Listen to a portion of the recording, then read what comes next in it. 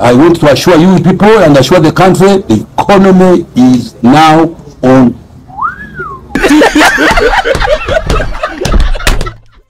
In conclusion, Uganda's economy has taken off. When I did this thing, people started it. We know what we are doing, man. Omawulire getulinawo gano nga si malungi eri munnayuganda yenna ampuliriza ng'omanyi oli munnayuganda bwe twogereranga ebbanja ly'eggwanga erya Uganda oba ebbanja eribangibwa eggwanga erya Uganda lyongedde okuba nga lyeyongera wenjogerera era mu mawulire getulina genjagala okuba nga nkuwa Uganda kitegeerekese era kikakasiddwa egenda kwewola obuwumbi bubiri obwa dola $2 billion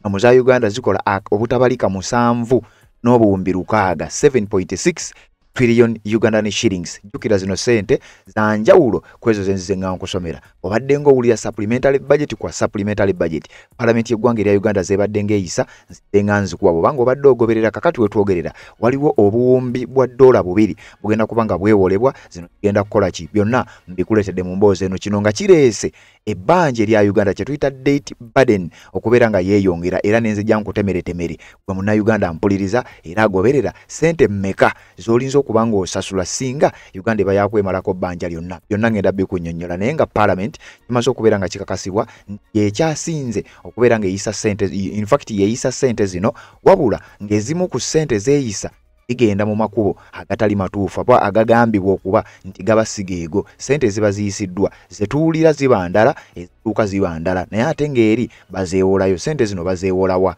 ezimu ku institutions eziwola Uganda sente kuliko International Development Association oba IDA eno ng'eri part of World Bank Group waliwo ekimanyiddwa nga African Development Fund AFDF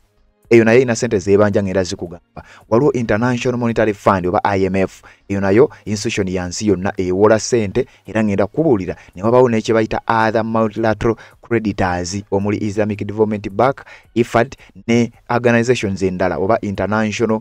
money lending organizations yonna ngenda kubeera nga nziku ako owulire gwe munnayuganda mpuliriza sente mmeka zoyinza okuba ng'obanjibwa jjukire mabegakaawo twabikutemera kakati ku mukutu guno gwa Red Zone TV tukomyewo tubeere nga tukutemera sente omuyi w'omusolo z'oteekateeka okubeera ng'owa singa Uganda eba yakwejjako bbanja gwe ampuliriza oteekwa kusasula sente mmeka gwe ng'omuntu okusinziira ku bukadde bwa bannayuganda obuli emu 45 okusinziira ku statistics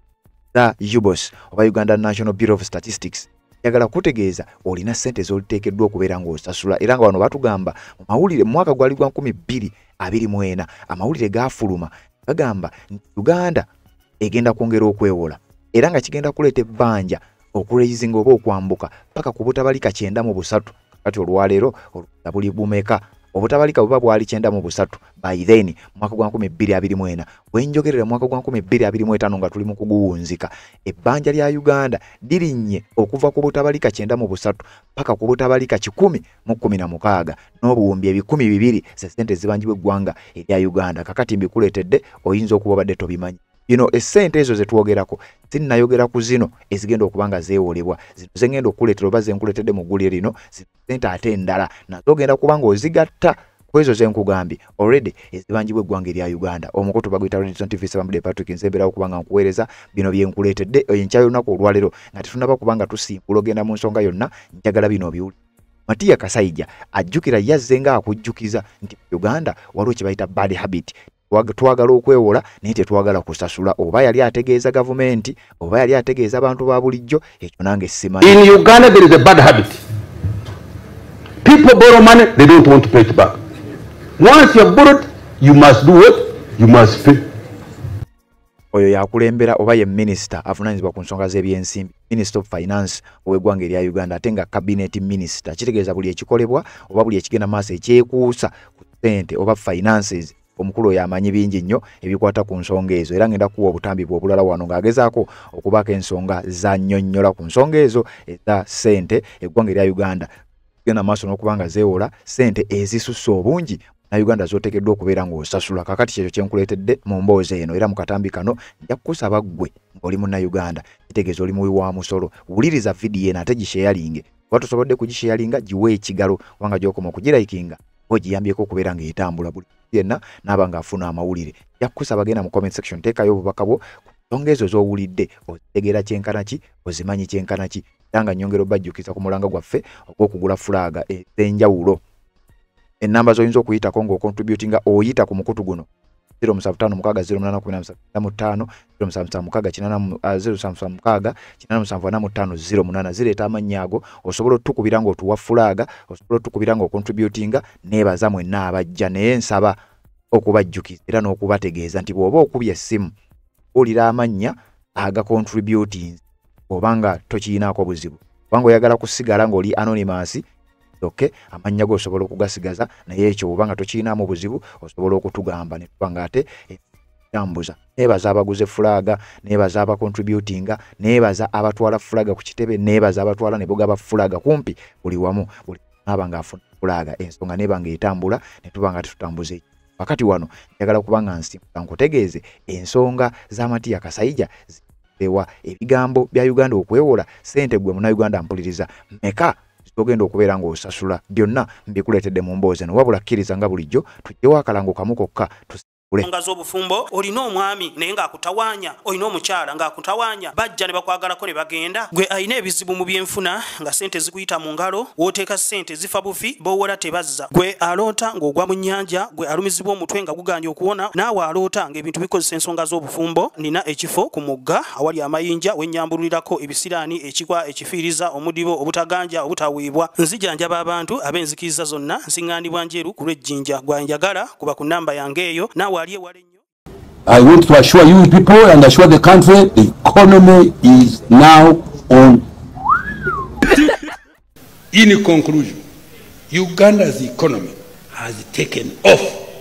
When I did this thing, people started it. We know what we are doing, man. Amatiya Kasaija ye minister ow'ensonga z'ebyensi government y'eggwanga erya Uganda yakugamba nti Uganda's economy eri ku speed ya kizuukirizi wabula we twogerera njagala owulire nabe eyagudde mu ggwanga erya Uganda gwe muna Uganda mpuliriza oteeka okuba ng'oli mubi wa musolo oba omanyi oba tomanyi kakati wuliriza ssente z'obanjibwa era z'oteekeddwa okubeera ng'osasula okusinziira ku kiwandiiko ekyafulumidde ku mukutu gw'amawulire ogumanyiddwa nga Kim Reports kuvuddeko ekiwandiiko kino nga kikakasa byogenda maaso n'okuba ng'owulira era bye njagala okuba nga nkutegeeza gwe yonna gy'osinzira okuba nga gy'otulabira obe ng'otegeera bbanja lyenkana ki sente zenkana ki zoteekeddwa okuba ng'osasula singa Uganda eba yakwetakkuluzaako bbanja eryo ate nga ne bwe twogerera zikyayongera okubeera nga zeewolebwa. Njagala tusinzire mu kiwandiiko kino ngenda kusomera ebiwandiiko ebiwerako njagala tusinzire mu kino otegeere bulungi nnyo Uganda ebanjibwa sente mmeka eyongeddeko sente mmeka era esobola kusasulako mmeka ekyo kyo tulina okukitegeera era eddala gwe nga muna Uganda bwe yakwetakkuluzaako bbanja gwe olowooza ogenda kusasula mmeka bino nno njagala obiwulirize wulira ekiwandiiko bwe kigamba. Ekiwandiiko ekyafuluma ne buvuddeko essaawa mbale nga bagamba nti Uganda to borrow $2 billion equivalent 7.6 trillion Ugandan shillings from oil trading giant Vitol for oil roads projects. Uliriza ti Uganda egenda kwewola obuwumbi bubiri obwa sente eza $2 billion nga bw'ozizza mu za Uganda zikola obutabalika 7 n'obukadde 6 era nga bagenda kuzeewola okuva mu oil trading giant emanyiddwa nga Vitol.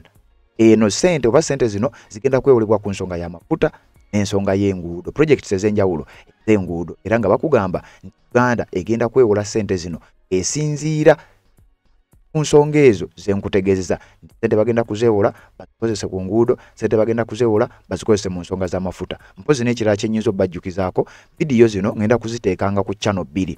agoberera channel ya Radio TV waliwo ne channel yaffe endala ya Uganda 24 live genda kubanga tuteekangayo vidiyo zino so video channel eyo ngitaaginze wansi mu bigambo ebya bbulu batona bakubanga otwegattako osobola ogisubscribingako eyo backup channel yaffe mugimanyizize nganji bagamba bagiyita Uganda 24 live osobola ogendayo n'obanga ogoberera ensonga nga bwe tuba tuzitadde wano ate n'obanga naawe ofunira ddala bulungi nnyo. Kakati njagala tutambule n'ekiwandiiko kino owulire ddala Uganda egenda kwewola sente zino nsonga ki enkulu wulira we bagamba wano.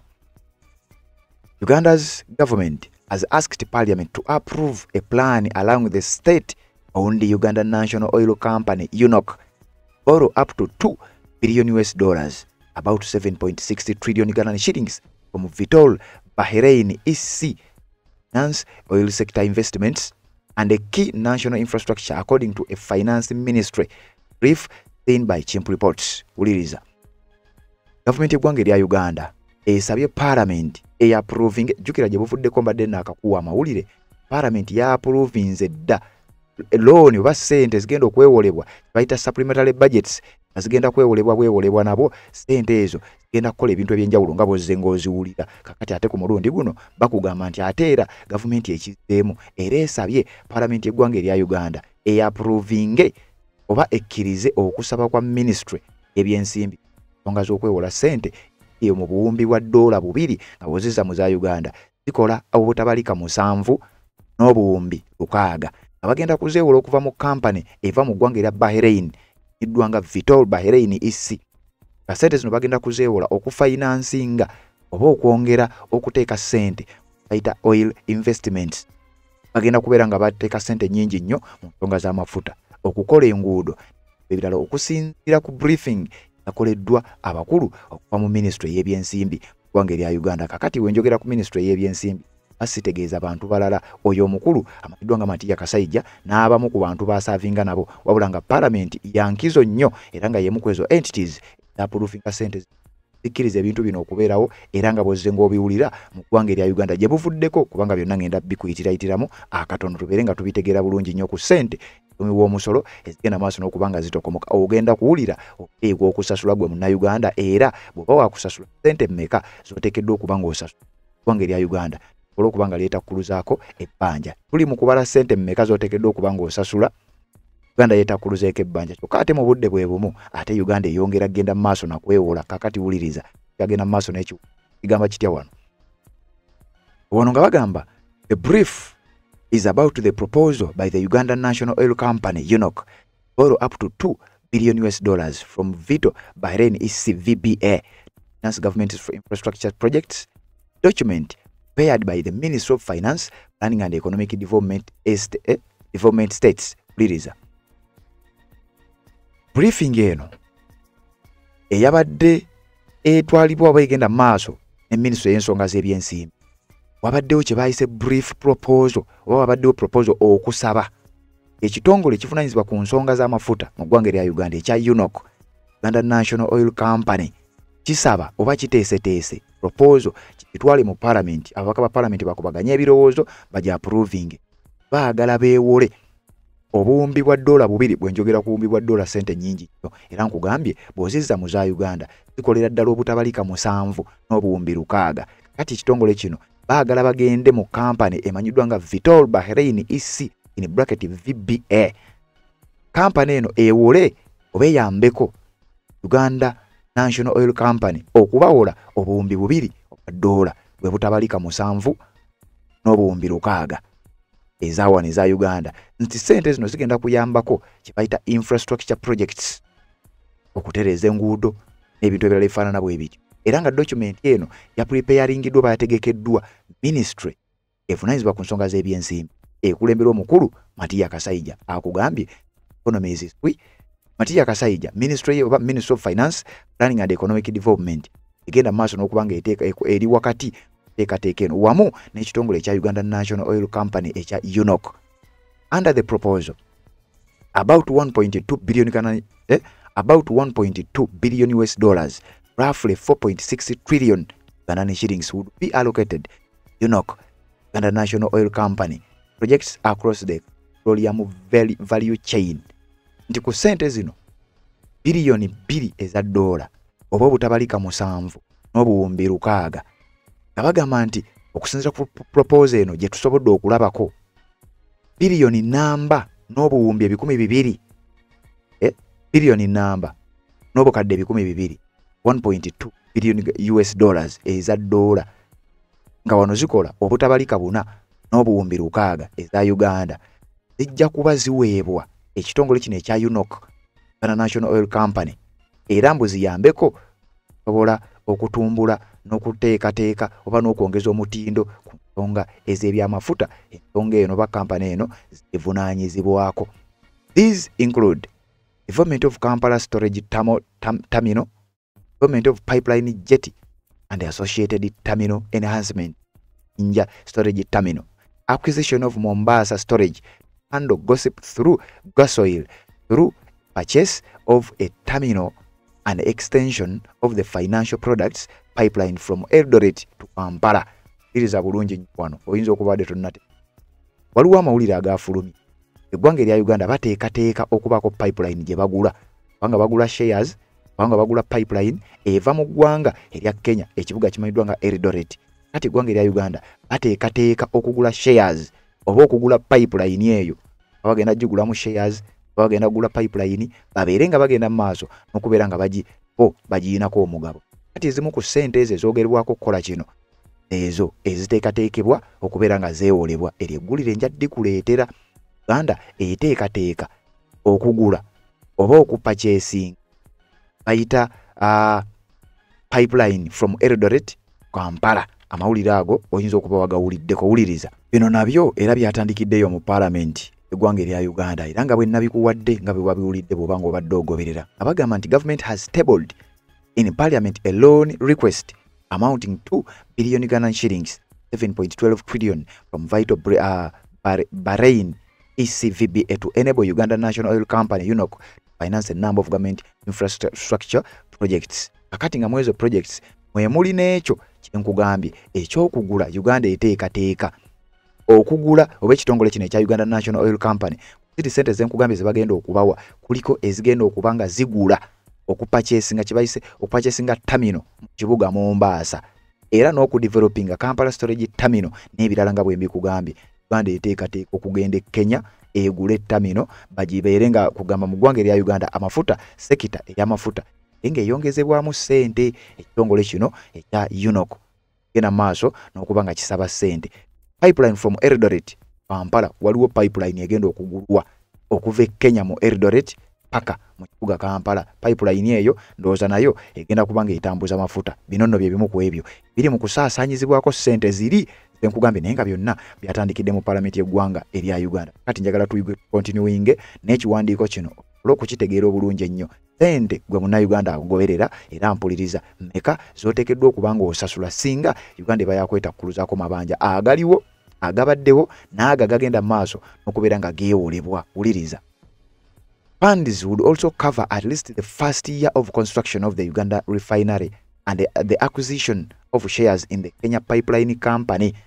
Wekugambidde ku ssente zino ze tuli mu kwogerako eziteekebwateekebwa okubeera nga zigenda kwewolebwa. Kigambibwa nti kulikera ssente genda okukavalinga at least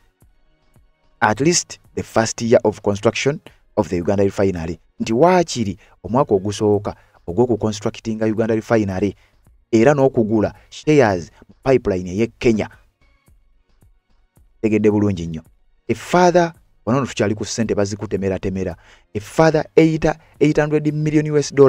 about 3 billion Ugandan shillings be used to finance national roads infrastructure, port oil and gas logistics and broader economic activity. Uliriza. Ku ssente zino era kuli kugenda kuvaako obukadde 8 wa ssente eza $. Ziza muzawano bwe butabalika busatu. Ssente zino zigenda zokuyambako okutumbula, okuzimba n'okwongeza ku mutindo gw'enguudo okusobola okuyambako ensonga z'amafuta okubeera nga zitambuzibwa bulungi nnyo ggwanga eryayo. Returns. Experts have previously warned against Kampala's increased appetite for borrowing, warning the sovereign debt be unsustainable in the long run. Tukira nkuleetedde ssente mmeka ezitubanjibwa era tuyinza kukivaamu tutya munnayuganda alina kubanga asasudde emmeka. Akati mu bigambo bya Matiya Kasaija ebyokugamba nti mu Uganda mulimu omuze ogw'okwagala okwewola nga tekwagala kuzza kuba kugu okuva mu ggwanga erya Uganda n'okwetolola ensi yonna abavuddengayo ne boogera ku bbanja Uganda yegenda maaso n'okuba nga yeewola balabudde era ne bategeeza nti Uganda ekisusa ekyokwagala ogenda maaso n'okuba nga erya looni zino b'amabanja gano gagenda kuba mazibu nnyo ag'okusasula newankubadde nga bo tebawulira. Era Matiya Kasaija ye yakukakasizza nti Uganda tuyinamu omuze ogw'okwagala okwewola nga tetusasula. In Uganda there is a bad habit. People borrow money, they don't want to pay it back. Once you have borrowed, you must do what? You must pay. Kati oyo akugambye tulina omuzogo okwagala okwewola nga tetusasula kyokka ate ba experts bakugambye abanja ge tukyagenda maaso n'okubanga twewola ekyamazima gayinza okutulemerera okusasula kakati awo munnayuganda wojjiramu nekwetaaga okumanya we oyinza kusasula ssente mmeka oba waakusasula. The Finance Ministry said once implemented, projects financed under the facility could generate significant returns. Uliriza abakugu balabudde ne bagamba nti ssente ezo nnyingi era zitandise awezandikomye Uganda zegenda maaso n'okubanga yeewola kyokka ate yo ministry y'ebyensimbi y'Amatiya Kasaija bo bavuddeyo nga bagumya era bagumiza Munnayuganda nti ssente weezi era bategeeza nti projects zino nga zinabeera well financed ssente zino nga bwe bazireese ne ziba nga Bannayuganda tebazibbye baminister bakungu baani nga tezibbiddwa amazima mwezo project mwe tugenda okuziteeka mbu zijja kuba zisobola okuvaayo era zisobola okuba nga sasula ebbanja eryo ku ministry ebyensimbi awo tuba twogera ku Matiya Kasaija okubanga avaayo n'akola ebigambo bwe bityo era ye akugamba ebbanja lya Uganda era liiki economy ya Uganda eri ku musinde gwa nnyonyi. I want to assure you people and assure the country the economy is now on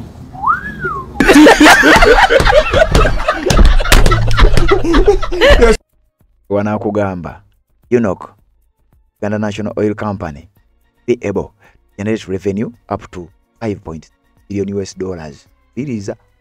21 billion Uganda shillings from the projects when implemented. The ministry said, adding that the loan would reduce pressure on the consolidated fund, enable quicker realization of revenue from the oil and the gas sector. Ulira Matiya Kasaija wademutidde era bakulaga nti ebbanja ekyamazima lirabika lisusse obunene gavumenti y'eggwanga erya Uganda yakugamba ekitongole kya UNOC kyokka kijja kusobola ssente zino singa zinaba zifandingiddwa kijja kusobola okugenerating amagoba ga buwumbi 5 n'obukadde 600 obwa ssente wano butabalika obuwumbi 3,000. Jukira Uganda egambiddwa jukira wali tukugambye Uganda eba yeewoze obutabalika 7 kati mbwe ekitongole kya UNOC kyokka ekitongole kya UNOC kyenkugambye Uganda National Oil Company ukijja kusobola okugeneratingako obutabalika 21 twewoze obutabalika 7 twewoze obutabalika 7 ekitongole kya UNOC mbu tukisuubire okukola amagoba ga butabalika 21 kitegeeza Uganda ejja kubanga nnyo nabakumanya banga kibiriza. The proposed facility would run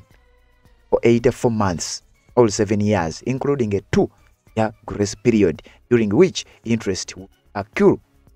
but not be paid. Liriza mbu facility eno oba sente zino kye zigenda okukola nga bwe nkunyonyi bakugamba zigenda projects zigenda kutambula emyezi 84 nakanga 7 babaawo ne 2-year grace period. Oyo period interest ejja kuba tesasulwa kati wano bakulaga sente zijja kukola sasula. Company eno Vitol Bahrain ECB the lender eno company yegenda okuwola sente ole kitongole kya UNOC Uganda National Oil Company okubeera nga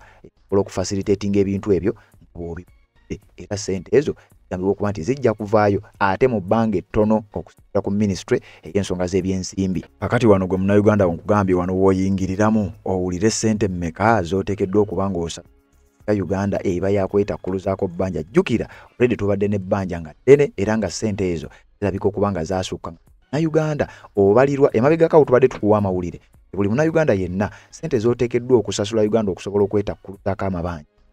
beera mu bukadde nga 2 twatandikirayo mu kakadde nga 1.5 ne zigenda nga ziri nnyo olw'ensonga bbanja lya Uganda libadde nga genda lyambuka abasajja bakyagenda maaso n'okugenda nga beewola era ebbanja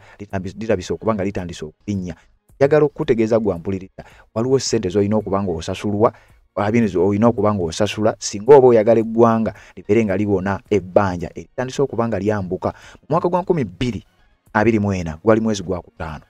mwaka nga gumu n'emyezi nga gigi mawulire gaafuluma era nga gakakasa ya Kasaija ne ministry ye bakyagenda maaso n'okuta obulabe era mu biseera ebyo Uganda yali ebanjibwa obutabalika 9 wenjogerera ebanjibwa obutabalika 1016 era waliwo amawulire agafuluma okutugwa The Observer agalaga nti obutabalika 93 okutuukawo Uganda yali erina sente ze yeewoze era amawulire ago nagakuwa bw'obanga obadde ogoberera era ng'okwewola okwo nabiyitira mu parliament eggwanga erya Uganda ebbanja genda maaso n'okubanga lyeyongera Uganda kigambibwa okuba sente ziyinza okuba zijja kaluba era eyinza obutasobola kugenda maaso n'okubanga ezisasula wabula wuliriza mawulire gaatugamba nti Uganda yali eteekateeka okwewola sente endala na Uganda National Debt yali erinnya sente zo yali genda okwewola zaali zigirinnyisa okutuuka ng'ebbanja lituuka ku butabalika 93 billion Ugandan shillings. This is an increase from 23.6 billion US dollars that was recorded at the end of the last financial year, June 2023. This resulted in the debt to GDP ratio reducing 48.4 46.9% because of the expansion of the economy rather than reduction in debt stock. Sente za Uganda ezali zijibanjibwa zizenga zirinnya zizenga ziwanvuwa okuviira ddala eri gye zaali bwetwogerera sente ate kati zeeyongedde okulinnya kubanga n'ebbanja lyongedde okubanga ligaziwa eri okwewola sente olw'okwewola kakati tubanjibwa obutabalika 16 n'obuwumbi 116.2 trillion Ugandan shillings sente ezibanjibwa eggwanga erya Uganda mu maaso awo ngenda zikutemera ogenda kutya owulire sente mmeka ziteekeddwa okubeera sente mmeka gwe Munnayuganda agoberera zolina okubeera ng'osasula eggwanga lyo lisobola okuba nga lirekeraawo okugwa mu buzibu obw'amabanja singa onaaba osasudde waliwo n'ekiwandiiko kala tuyite yongera okukakasa ku nsonga eyo gye mbadde nkugamba wuliriza Parliament recalled to approve 2.1 trillion loans pushing debt burden to 3 million every Ugandan. Wuliriza kutemedde sente zino ezibanjibwa Munnayuganda kasina kusomera gulire ino kanso we ekibalo kino tegere bulungi nnyo omanye sente mmeka z'olina okusasula bw'oba oyagala okutaasa eggwanga lyo okuva mu mabanja wuliriza bagiyita Red Zone TV. Uganda ku butabalika 1016 jukira nno zino ze zibanjibwa nga tekunnagattibwako ziri bali mu kuteekateeka okwewola zino zenjogerako already zitubanjibwa era nga we ziba zino zokka nga tebeewooze ziri ndala Uganda oteekwa okusasula obukadde bwa siringi za Uganda 2.54 dollars 716 na Uganda bw'okompeyalinga abantu obukadde 45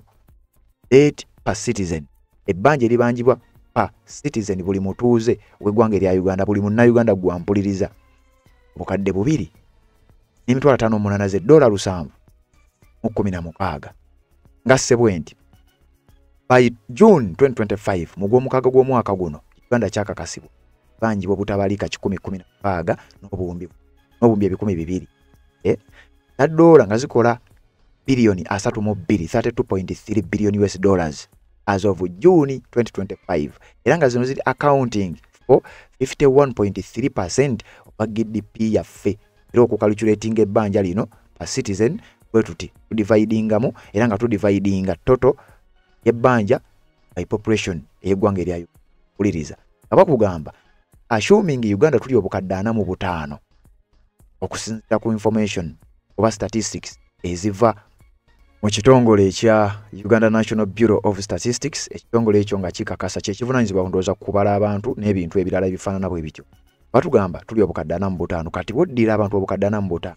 obagabiza oba n'obakubisa banja eri obuwumbi oli obutabalika 16 iri natuukawo kubanga kugambye sente ezo zisukkako kati kubanga agenda kwewola sente ala kakati wulira kubutabalika 1016 n'obuwumbi 200 na Uganda singa Uganda esigala nga zeezo zebanjibwa zokka nga bazeewoze already zetugenda okusasula sente nnyingi nnyo zenjagala owulire otuki breaking down total debt ebbanja eribanjibwa eggwanga erya Uganda obutabalika 1016 n'obuwumbi 200 za dola bwe buwumbi 32 n'obukadde 13 population tuli abantu obukadde 45 debt per citizen kitegeeza buli Munnayuganda ojja kusasula dola 716 obukadde 2.58 okusasula okutaasa eggwanga obeera nga liva mu buzibu obw'ebbanja banjibwa kubanga otwogerera zibadde zikyali awo kyokka nga bikyali bwe bityo okyayina okusasula obukadde bubiri eggwanga lirekeraawo oba likendeeze ku bbanja eriribanjibwa waliwo ssente teekeddwa okubeera nga zeewolebwa ovudde ku buli obuwumbi obubiri obwa ddoola bw'enkugu ate waliwo ssente endala nga zino zo baazimaze eddo za approvinga era paalamenti yayitiddwa bukubirire ne bagenda maaso n'okuba nga batuula okusobola okulaba nti ssente zino ziyitibwa zitya oba zeewolebwa zitya paalamenti ekkiriza etya ssente zino okubeera nga ziyisibwa ekifo nga zibeere nga zitambula wuliriza mu kiwandiiko kino nakyo njagala tukiyitemu osobola ogenda maaso n'okuba nga otegeera wa woogenda okutuuka ssente zino endala ze ngenda okukusomera ziri obutabalika bubiri obutabalika obubiri buno bwe buba bwewoleddwa kubanga gana amawulire gafulumye essaawa nga 48 ezi singa gaba gayitambudde bwe gatyo oba ne biyitamu gavumenti eggwanga erya Uganda ssente zino zeewola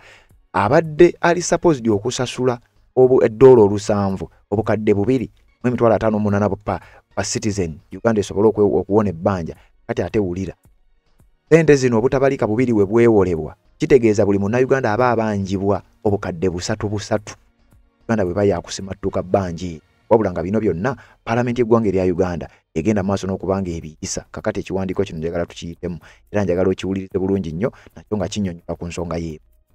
Uganda National Debt Crisis escalating as Parliament led by Speaker Honorable Anita Among abruptly recalled from recess urgently process a fresh batch of loans totaling over 2.177 trillion Ugandan shillings. Biriza ebbanja eribanjibwa eggwanga erya Uganda lisuubirwa okubeera nga ligenda kulinnya oluvannyuma lwa paalamenti kulemberwa omukyala agikubiriza Speaker Anita Among okuyitibwa mu bunnambiro bajje baprocesse looni endala nga looni zino zitotolinga obutabalika bubiri n'obuwumbi 117 ete weerabira nkugambye zanjawulo ku ziri ezoogeddwako kuba buli obutabalika 7 n'obuwumbi 6 kati wano bakugamba ebbanja lya Uganda banga ligenda kulinnyira ddala olw'ensonga paalamenti yayitiddwa bukubirire okugenda maaso n'okuba nga baddamu okuyisa ssente genda okwewolebwa kakati wulira mu kiwandiiko This significant new borrowing request comes at a time when the country's public debt has already surged past the internationally recommended sustainability threshold. Iriza bulungi nnyo gavumenti eggwanga erya Uganda ebizibu byeri mu kusuula munnayuganda gwampuliriza ensonga eno nkulu nnyo njagala owuliriza statement eno bakugambye Uganda government eyina ssente zegenda okwewola wabula ssente zino zigenda kuleeta obuzibu obulala ate buliwa nga si bwa kusasula ssente ezeewolebwa ziyina we ziyina okukoma internationally recommended sustainability threshold eggwanga we liba lyewola waliwo ssente ze batayina kusukka waliwo okwewola kw'osobola okwewola naye ng'olina w'otateekeddwa kusukka kati kigambibwa eggwanga erya Uganda bwe beewola ssente zino obutabalika obubiri n'ogattako na buli obutabalika 7 n'ogattako n'ezo obutabalika 1016 bwe badde bubanjibwa Uganda eba esussa level international recommendation weeyina okukoma ba sustainability threshold ebbanja bwe litateekeddwa kubeera nga likoma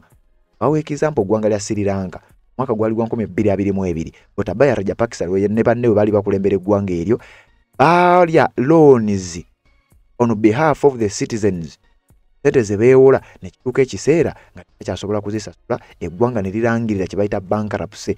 kiba kiraga eggwanga ligudde tekyasobola kwewanirira ssente zisobodde okuba nga zisukka ku ezo era ekyaddirira bannansi kweyiwa ku nguudo kwekalakasa oluvannyuma lw'okuba nti embeera yali etandise okutabuka ebbanja kasita lisukka eggwanga liba ebyenfuna bitandika okugootaana kati wano nga bakugamba gavumenti eggwanga erya Uganda singa yeewola ssente zino egenda kuba zisusse egenda kuba bagambe already surged past the international recommended sustainability threshold tuba tusussa ebitongole byensi yonna we byalagira we tulina okukoma kyokka ate ejjukira ssente zino ezoogerwako buli obutabalika bubiri kyokka ate nga waliyo n'obutabalika buli obuli mu 7 bwenkugambye obuteekateekebwa okubeera nga bwewolebwa wuliriza the clerk to parliament Adolf Moise issued a notice of a plenary sitting on December 16th 2026 where members of parliament MPs will consider several high value loan items and receive 2026-2027 National Budget Framework paper document that sets the stage for the next financial year's spending plans. Iraka wa Parliament Adolf Moise yabadde maze okunotifyinga kumpi buli mwaka wa Parliament bajje babeerewo bateese balabe sente zijja bwe bagenda okuzeewola Parliament ya approving mu njogere nnyangu kubanga Parliament ye ya approving ekkiriza government okugenda maaso n'okwewola kakati Parliament eggwanga erya yambibwa okuba nti genda kwewola sente ezo era yamaze dda okubeera nga ekkiriza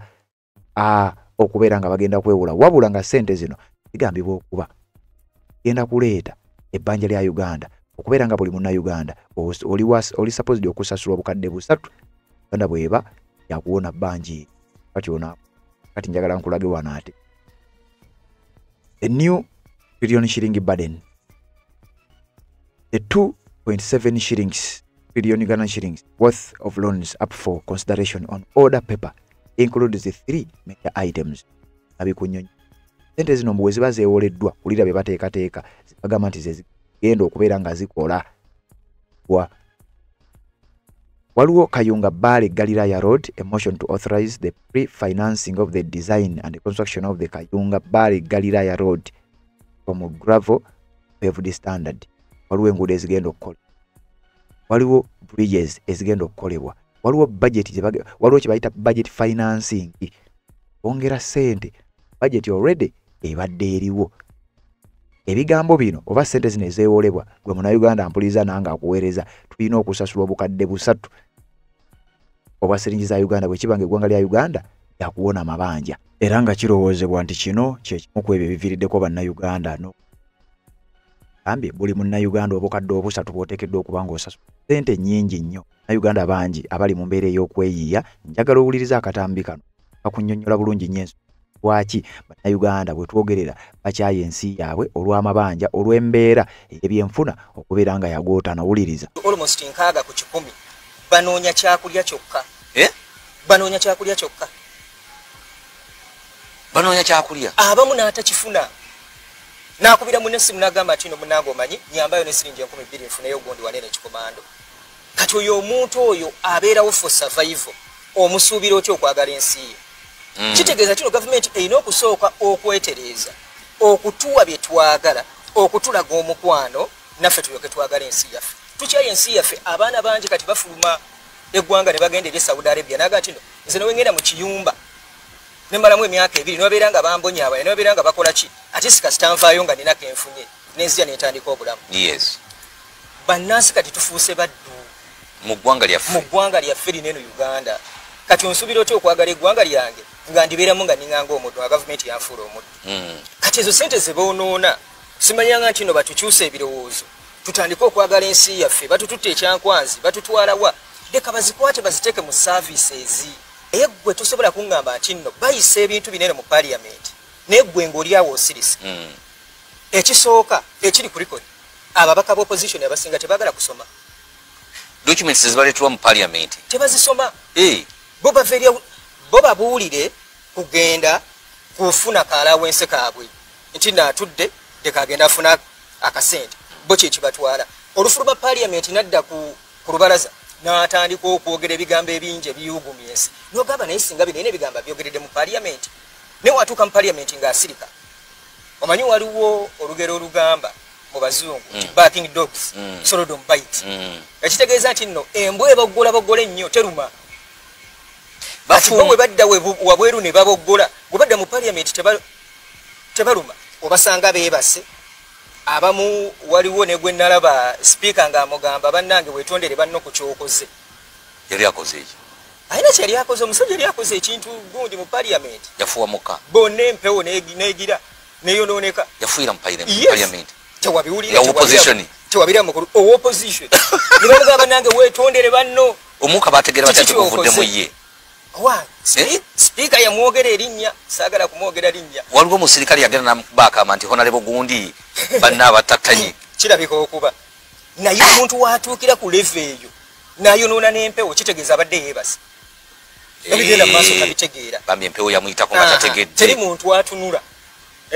n'akola kintu ekyo ng'akimanyi nti nno badde gundi bali osanga kyavuuma nnyo ne sipiika naye n'akiwulira n'eri nga yatuwemula omusajja ali mutulo nnyo kakati beeba abantu be tutwala mu paaliyamenti n'atuuka ne yeebaka ne bayisa ssente gye bagenda okuzeewolera na biki bye bagenda okuziteekamu nga yeebasa ndabikira ddala nti nno yenze omuntu asaanidde okudda mu bigere bya Honorable Segirinya era n'abantu b'e Kawempe nabo kati basanyufu nnyo bagamba nange tufunye omulenzi asuutinga okudda mu kifo kinene mbalaba waliwo abalala abali awo abali mu kwewagaawaga bagamba nti nno tujja naye bonna bali ba chips naye ffe abapambanidde mu Kawempe Kawempe mumazemu bbanga ki banzaalidde mu Kawempe nsomedde mu Kawempe era mpasiriza mu Kawempe era nakati mbeera mu Kawempe oli musajja mufumbo ndi musajja mufumbo nina n'omwana omu simbadde nkulaba nga atanaba nakuwasa ndi musajja mukulu era weŋŋambye nti nno neesowoleyo okujja okwesimbawo badde nina okusooka nga nina okwetereeza okubeera nga ndi muntu ow'ekitiibwa okujja okukiikirira abantu bange wasoma kyenkana ki Honorable Musiiga nina masters degree mu public health promotion oli musajja muyivu nnyo bwotyo njirina era projects ezimu Honorable Segirinya ze yakola ndabika okuba ndowooza yenze omuntu asobola okuzitwala mu maaso n'okusingawo kyenjagala okusooka okwogera ku bintu General Muhoozi byakola omanyi kati ekiriwo politics yayonooneka yagenda n'ayingiramu abayaaye kati ate ekyembi ne banina abakulembeze baffe nabo ate baagala kweyisanga kiyaaye kuba wentunulira CDF General Muhoozi ekitiibwa kyalimu kinene nnyo munene mu ggwanga era tuyinza okugamba nti nno ye asobola okuva eri out of the blue n'aga nti neggwanga ndizinzeeko alina obwo obuyinza naye kasita abeera naye nga akola comments ezo ezitajja mu kitiibwa kye ate kibi nnyo tusobola kwesigisa bantu baneeno Kawempe yaffe era bagenda kujja mu Kawempe batandika okuba abantu batandika okuwemula abantu tetwagala kino bannange bannakawempe twetaaga abakulembeze ab'ensa twetaaga abakulembeze abaagala abantu ba bulijjo nga Honorable Segirinya we yali kiyinza okwewuunyisa nti nno nagenze nentambula mu parishi yaffe yettula naye waliwo omukyala eyaŋŋambye muvubuka w'obeera ozze nkusabira Katonda akuyamba oyitemu kuba banene abantu b'endaba bali mu kulamuza entebe tewali asobola banene abantu beekolerera bo nga bo naye ffe tukulabamu omwoyo gw'okubeera nti nno oyagala abantu oli muntu w'abantu ne mulimu n'abamu abaatujerega waneeno ne bagamba nti nno bo tebakolagana na banywi ba mwenge tebakolagana na bantu ba wansi naye nga bagenda kwesimbawo St. Mary's High School Girls Mawule essomero eryegulidde ebinnya ensangi zino nga basomesa arts ne science okuviira ddala ku O-level ssaako ne A-level lya day boarding tulina library ey'omulembe awamu ne computer lab songera tutumbula ebitone by'abayizi baffe nga tuyita mu kuyimba awamu n'okuzannya emizannyo tulina ebisulo eby'omulembe endabirira n'endiisa y'abaana ennungi anti mmere ffe tujerimira essomero liri ku z'obufumbo olina omwami naye ng'akutawanya olina omukyala ng'akutawanya bajja ne bakwagalako ne bagenda gwe alina ebizibu mu byenfuna nga sente zikuyita mu ngalo wooteeka sente zifa bufi b'owola tebazza gwe aloota ng'ogwa mu nnyanja gwe alumizibwa omutwe nga guganja okuwona naawe aloota ng'ebintu bikozesa ensonga z'obufumbo nina ekifo ku mugga awali amayinja wennyambululirako ebisiraani ekikwa ekifiiriza omudibo obutaganja obutaweebwa nzijanjaba abantu ab'enzikiriza zonna nsiŋŋaanibwa njeru ku lw'ejjinja gwanjagala kuba ku nnamba yange eyo naawe ali ewala ennyo yita ku WhatsApp